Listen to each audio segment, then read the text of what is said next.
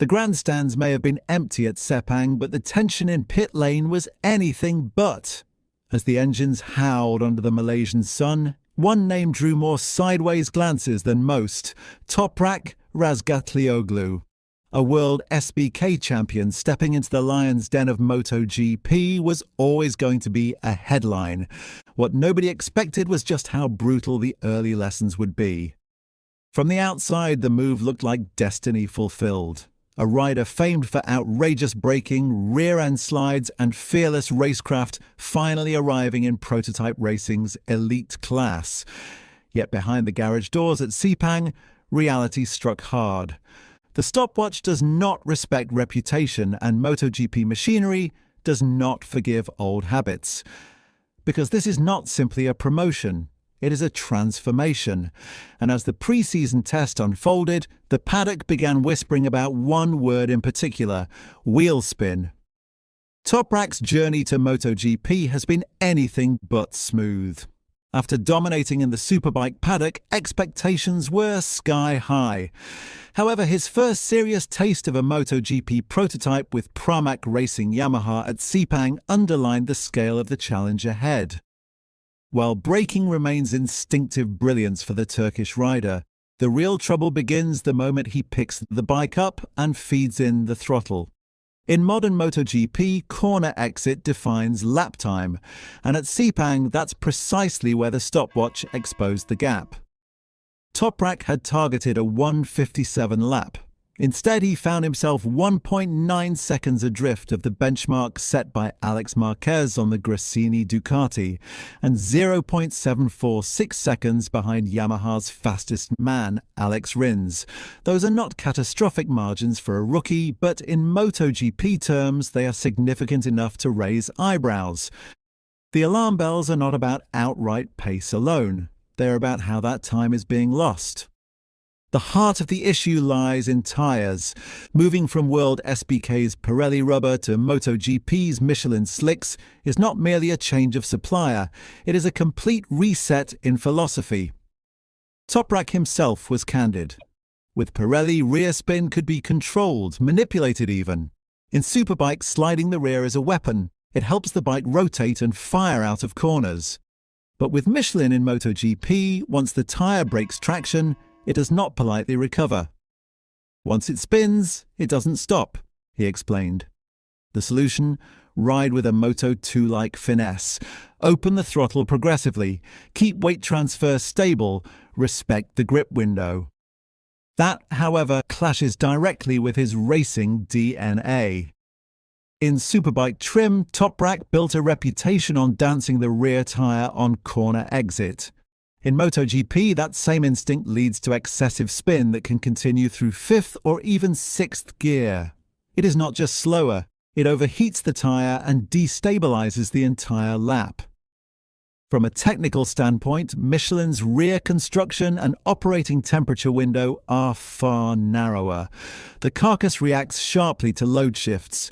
Aggressive throttle inputs disrupt weight transfer, overwhelming traction control systems, and extending spin beyond recovery. The margin between optimum grip and uncontrolled wheel spin is razor thin. If anyone understands the nuance of Michelin behavior, it is his teammate Jack Miller. Miller reinforced the point bluntly: once the Michelin spins, it carries on spinning. Even when the bike is upright, even when logic suggests grip should return, the key is preventing that initial breakaway. He highlighted how Ducati riders manage throttle with extraordinary smoothness, carefully balancing weight transfer to maintain rear stability. The process is less about brute acceleration and more about choreography, keeping the bike composed so the tyre never exceeds its limit. Miller also pointed towards Yamaha's broader technical backdrop. Last season, the inline-4 engine configuration made traction management particularly difficult under acceleration. Maintaining optimal load transfer proved challenging, amplifying wheel spin issues. That context helps explain Yamaha's strategic decision to move towards a V4 configuration in the future. For Toprak, this means adapting not only to Michelin's sensitivity, but also to the character of Yamaha's engine philosophy. It is a double learning curve. The next test at Buriram will be pivotal. The Thai circuit, with its stop-and-go layout and heavy acceleration zones, is merciless on rear traction. It is also where Toprak will make his Moto GP race debut 1 week later. That makes the upcoming data priceless. Suspension adjustments are already under discussion. A revised setup could assist rotation and rear grip, softening the bike's behavior on corner exit. But setup alone cannot solve a philosophical shift in riding style. This is the real examination. Can Toprak recalibrate years of instinct in a matter of weeks? The transition from WorldSBK to Moto GP has undone many before. The machinery demands precision over spectacle, patience over flair. For a rider whose trademark has been theatrical braking and rear-end control, the psychological adjustment may prove just as demanding as the technical one. Yet there is reason for optimism.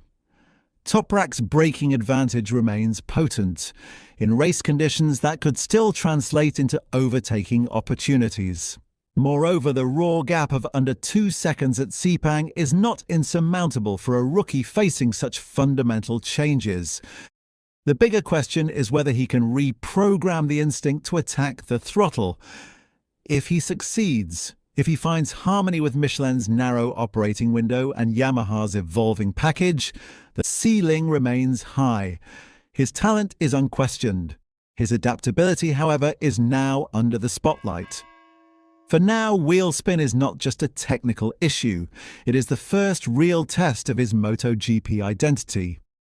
The roar of Sepang has faded, but the message from the datasheets is loud and clear. MotoGP does not bend to reputation. It demands reinvention.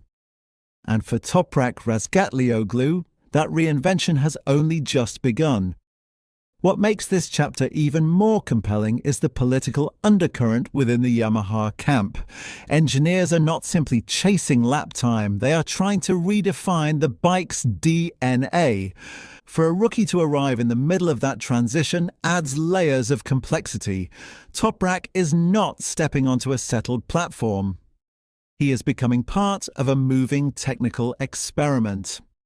Inside the garage, the data traces tell a stark story. His braking markers are competitive, sometimes even impressive, but the throttle trace shows sharp spikes compared to his teammates. Those micro movements on the right wrist translate into lost tenths across every acceleration zone. In MotoGP, 10 small imperfections across a lap become a mountain.